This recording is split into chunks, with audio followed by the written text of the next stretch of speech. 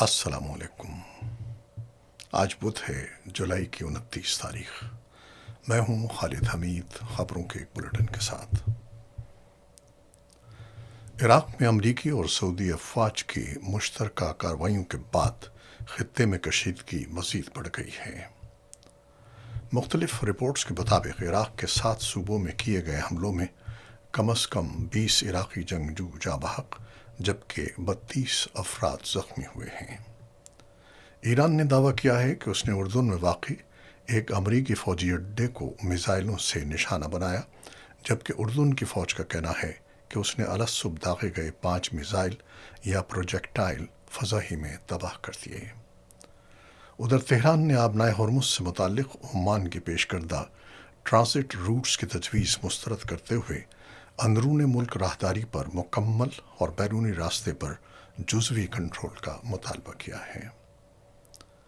امریکی central command CENTCOM نے اپنے بیان میں کہا ہے کہ امریکہ اور سعودی عرب نے عراق میں ایران سے وابستہ مسلح گروہوں کے ٹھکانوں کو نشانہ بنایا ہے۔ سینٹکام کے مطابق ان گروہوں کی جانب سے امریکی افواج اور سعودی توانائی کے بنیادی ڈھانچے پر ممکنہ حملوں کی تیاری کی جا رہی تھی، جنہیں بروقت کارروائی کے ذریعے ناکام بنا دیا گیا۔ سعودی وزارت دفاع نے بھی مشترکہ کارروائی کی تصدیق کرتے ہوئے کہا ہے کہ یہ حملے امریکی سینٹرل کمانڈ کے تعاون سے کیے گئے۔ وزارت کے مطابق ایران نواز گروہوں کی جانب سے سعودی تیل تنصیبات اور حالیہ ڈرون حملوں کے جواب میں یہ کارروائی عمل میں لائی گئی۔ دوسری جانب عرب میڈیا کے مطابق عراقی حکومتی ذرائع نے بتایا ہے کہ عراقی وزیر اعظم علی الزیدی کا سعودی عرب کا طے شدہ دورہ مؤخر کر دیا گیا ہے۔ اطلاعات کے مطابق وہ جمعرات کو سعودی عرب پہنچنے والے تھے، جہاں دو طرفہ تعاون، سیکیورٹی امور، علاقائی صورتحال اور مختلف مفاہمتی یادداشتوں پر بات چیت اور دستخط متوقع تھے۔ عراق کی پاپولر موبلائزیشن فورسز PMF نے دعویٰ کیا ہے کہ ملک بھر میں اس کے مختلف ٹھکانوں پر امریکہ اور سعودی عرب کے مشترکہ فضائی حملوں میں کم از کم 20 ارکان جاں بحق جبکہ 32 دیگر زخمی ہوئے ہیں۔ ان خبروں کی تفصیل۔ امریکی سینٹرل کمانڈ سینٹکام اور سعودی وزارت دفاع نے بدھ کی صبح جاری الگ الگ بیانات میں کہا ہے کہ مشترکہ کارروائی میں عراق میں موجود ایران نواز مسلح گروہوں کے مراکز کو نشانہ بنایا گیا۔ ان کے مطابق یہ گروہ امریکی افواج اور سعودی توانائی کے بنیادی ڈھانچے پر حملوں کی منصوبہ بندی اور حالیہ کارروائیوں میں ملوث تھے، جبکہ یہ حملے حالیہ ڈرون حملوں کے جواب میں کیے گئے۔ سعودی وزارت دفاع کا کہنا ہے کہ سعودی فضائی دفاع نے مشرقی صوبے اور ریاض میں تیل کی تنصیبات کو نشانہ بنانے کی کوشش کرنے والے متعدد ڈرونز کو تباہ کر دیا، جن کے بارے میں دعویٰ کیا گیا ہے کہ وہ عراقی سرزمین سے ایران سے منسلک گروہوں کی جانب سے بھیجے گئے تھے۔ وزارت نے مزید کہا کہ سعودی عرب کشیدگی میں اضافہ نہیں چاہتا۔ ہم اپنی سلامتی کے خلاف کسی بھی کارروائی کا بھرپور جواب دینے کا حق محفوظ رکھتے ہیں۔ دوسری جانب PMF نے ان حملوں کی شدید مذمت کرتے ہوئے انہیں عراق کی خود مختاری، قومی سلامتی اور سرکاری سیکیورٹی اداروں کی خلاف ورزی قرار دیا۔ ٹیلی گرام پر جاری بیان میں تنظیم نے کہا کہ اس کے ہیڈ کوارٹرز اور بنیادی ڈھانچے کو نشانہ بنایا گیا، جبکہ تمام یونٹس کو مکمل چوکس رہنے کی ہدایت بھی جاری کی گئی ہے۔ ایران کی حمایت یافتہ تنظیموں کے اتحاد اسلامی مزاحمت عراق نے سعودی عرب پر حملوں میں ملوث ہونے کی تردید کرتے ہوئے سعودی الزامات کو بے بنیاد قرار دیا ہے۔ تنظیم نے خبردار کیا کہ کسی بھی کارروائی کا سخت جواب دیا جائے گا۔ یہ کارروائی گزشتہ جمعے کے بعد خطے میں امریکہ کی پہلی بڑی فوجی کارروائی سمجھی جا رہی ہے، جب امریکی صدر ڈونلڈ ٹرمپ نے 13 روزہ شدید فضائی مہم کو معطل کرنے کا اعلان کیا تھا۔ واضح رہے کہ پاپولر موبلائزیشن فورسز PMF عراق میں مختلف مسلح گروہوں کا ایک اتحاد ہے، جسے عراقی قانون کے تحت ملکی سیکیورٹی فورسز کا حصہ تسلیم کیا جاتا ہے اور جو باضابطہ طور پر وزیر اعظم بطور کمانڈر ان چیف کو جواب دہ ہے۔ تاہم ان گروہوں کا کردار خصوصاً ایران سے تعلقات اور امریکی مفادات پر ماضی میں ہونے والے حملوں کے تناظر میں عراق، امریکہ اور خطے کے دیگر ممالک کے درمیان ایک حساس اور متنازع معاملہ رہا ہے۔ سعودی وزارت دفاع کے مطابق یہ حملے سعودی تیل کی تنصیبات پر حالیہ ڈرون حملوں کے جواب میں کیے گئے، جبکہ امریکی سینٹرل کمانڈ کا کہنا ہے کہ کارروائی میں ان گروہوں کو نشانہ بنایا گیا جو مبینہ طور پر ایرانی انقلابی گارڈز کی ہدایات پر امریکی افواج اور سعودی توانائی کے بنیادی ڈھانچے پر حملوں میں ملوث تھے۔ امریکہ اور سعودی عرب نے دعویٰ کیا ہے کہ گزشتہ 72 گھنٹوں کے دوران عراق میں ایران سے منسلک گروہوں نے تقریباً 30 ڈرون حملے کیے، جنہیں ایرانی انقلابی گارڈز کی سرپرستی حاصل تھی۔ دونوں ممالک نے یہ موقف بھی اختیار کیا کہ سعودی تیل تنصیبات پر حالیہ ڈرون حملے عراقی سرزمین سے کیے گئے تھے۔ دوسری جانب ایرانی سرکاری نشریاتی ادارے IRIB کے مطابق ایک ایرانی دفاعی اہلکار نے ان الزامات کو مسترد کرتے ہوئے کہا ہے کہ ایسے حملوں کی ذمہ داری ایران پر عائد کرنا سنگین غلط فہمی ہے۔ ادھر عراقی وزیر اعظم علی الزیدی نے سعودی عرب پر ہونے والے ڈرون حملوں کی تحقیقات کا حکم دے دیا ہے۔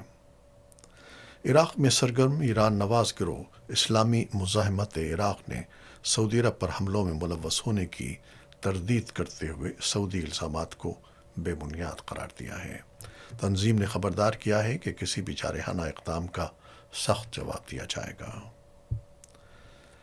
ایران کے اسلامی انقلابی گارڈ کور نے دعویٰ کیا ہے کہ اس نے اردن میں امریکی فوجی تنصیبات کو متعدد بیلسٹک میزائلوں سے نشانہ بنایا ہے۔ دوسری جانب امریکی سینٹرل کمانڈ نے تصدیق کی ہے کہ مشرق وسطی میں امریکی افواج پر کیے گئے ایک اچانک حملے کو ناکام بنا دیا گیا۔ تاحال سینٹکام، IRGC اور اردنی حکام نے یہ واضح نہیں کیا کہ میزائل حملوں میں اردن کی کون سی امریکی تنصیبات یا عسکری اثاثے نشانہ بنائے گئے۔ اسی طرح یہ بھی واضح نہیں ہو سکا کہ ایران کا میزائل حملہ عراق میں امریکی اور سعودی افواج کی مشترکہ کارروائی سے پہلے ہوا یا بعد میں۔ ایران نے آبنائے ہرمز کے مشترکہ علاقائی انتظام سے متعلق عمان کی تجویز مسترد کرتے ہوئے موقف اختیار کیا ہے کہ اس اہم آبی گزرگاہ کا انتظام ایران اور عمان اپنے اپنے زیر اختیار علاقوں کی بنیاد پر کریں اور اس عمل میں کسی تیسرے فریق کو شامل نہ کیا جائے۔ خبر رساں ادارے رائٹرز کے مطابق ایک سینئر ایرانی عہدیدار نے بدھ کے روز کہا کہ موجودہ حالات میں اس منصوبے کی کامیابی کے امکانات محدود ہیں۔ ان کے مطابق آبنائے ہرمز کے داخلی راستے اور خارجی راستے کے ایک حصے پر ایران کا مؤثر کنٹرول برقرار رہنا ضروری ہے۔ یہ بیان ایسے وقت میں سامنے آیا ہے جب گزشتہ روز خلیجی ممالک نے عمان کی اس تجویز کی حمایت کی تھی جس میں آبنائے ہرمز سے گزرنے والے بحری جہازوں پر رضاکارانہ فیس عائد کرنے کی سفارش کی گئی تھی تاکہ جاری علاقائی کشیدگی کے باعث عالمی تجارت کو درپیش رکاوٹوں میں کمی لائی جا سکے۔ ایرانی عہدیدار نے دعویٰ کیا کہ امریکہ اور سعودی عرب عمان پر ایسے منصوبے قبول کرنے کے لیے دباؤ ڈال رہے ہیں جو ایران کے بقول زمینی حقائق سے مطابقت نہیں رکھتے۔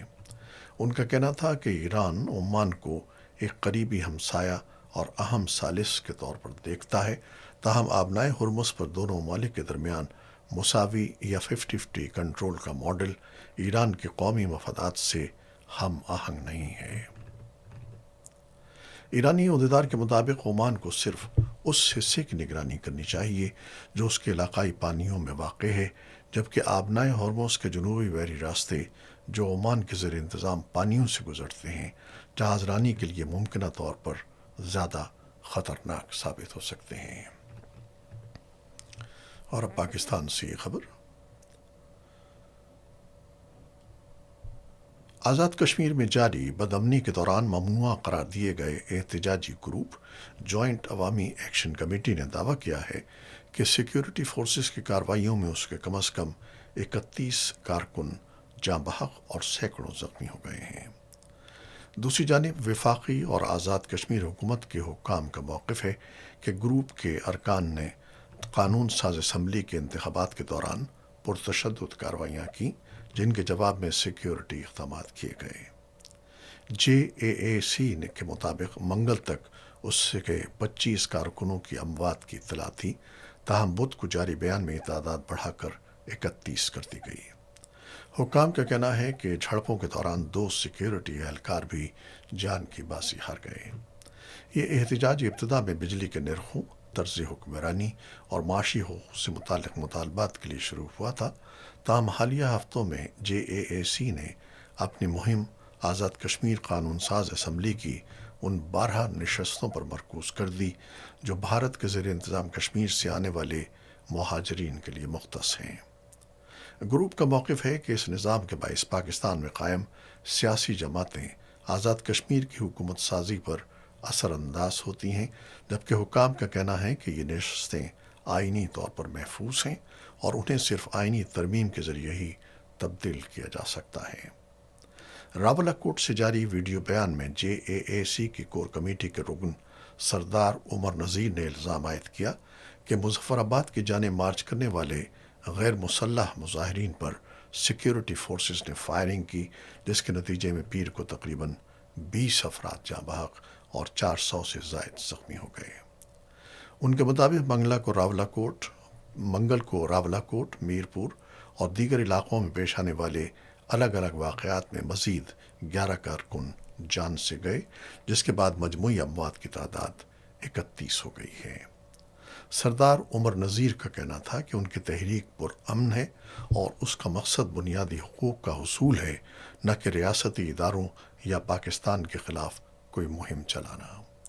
انہوں نے کہا کہ سیکیورٹی کریک ڈاؤن کے باوجود احتجاج جاری رکھا جائے گا۔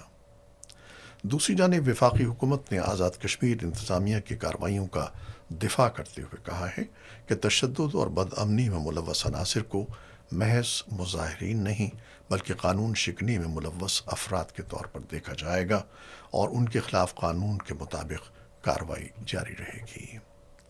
واضح رہے کہ آزاد کشمیر قانون ساز اسمبلی کے انتخابات مرحلہ وار جاری ہیں۔ پہلے مرحلے کی پولنگ پیر کو ہوئی، جبکہ انتخابی عمل 10 اگست تک مکمل ہونے کا شیڈول ہے۔ بعض مقامی ذرائع کے مطابق میرپور سمیت بعض علاقوں میں ووٹر ٹرن آؤٹ معمول سے بہت کم رہا۔ کرکٹ۔ ویسٹ انڈیز نے برائن لارا کرکٹ اکیڈمی میں کھیلے گئے پہلے ٹیسٹ میچ میں پاکستان کو 90 رن سے شکست دے کر 2 میچوں کی سیریز میں 1-0 کی برتری حاصل کر لی۔ 211 رنز کے ہدف کے تعاقب میں پاکستان کی پوری ٹیم 120 رنز پر ڈھیر ہو گئی۔ کپتان بابر اعظم 58 رنز کے ساتھ ناٹ آؤٹ رہے، جبکہ ان کے سوا کوئی بھی بلے باز نمایاں کارکردگی نہ دکھا سکا۔ پاکستان کے 8 کھلاڑی ڈبل فگر میں بھی داخل نہ ہو سکے۔ اس سے قبل ویسٹ انڈیز نے چوتھے روز اپنی دوسری اننگز 7 وکٹوں کے نقصان پر 126 رن سے دوبارہ شروع کی اور پوری ٹیم 181 رنز پر آؤٹ ہو گئی۔ یوں میزبان ٹیم کو مجموعی طور پر 210 رنز کی برتری حاصل ہوئی۔ پاکستان کی جانب سے محمد عباس نے شاندار بولنگ کرتے ہوئے 5 وکٹیں حاصل کی، جبکہ خرم شہزاد اور محمد علی نے 2 کھلاڑیوں کو آؤٹ کیا۔ یہ تھی وہ خبریں جو یوٹیوب چینل پر ہم نے آپ کے لیے پیش کی ہیں۔ آپ ہمارے چینل کو دیکھتے ہیں، شیئر کرتے ہیں، پسند کرتے ہیں اور اپنے کمنٹس میں اپنی محبتوں کا اور اپنی رائے کا اظہار کرتے ہیں، جس کے لیے ہم آپ کے بے حد ممنون ہیں۔ اپنی ان کاوشوں، ان محبتوں کو جاری رکھیے گا۔ خالد حمید کو اب اجازت دیجیے گا۔ اللہ حافظ۔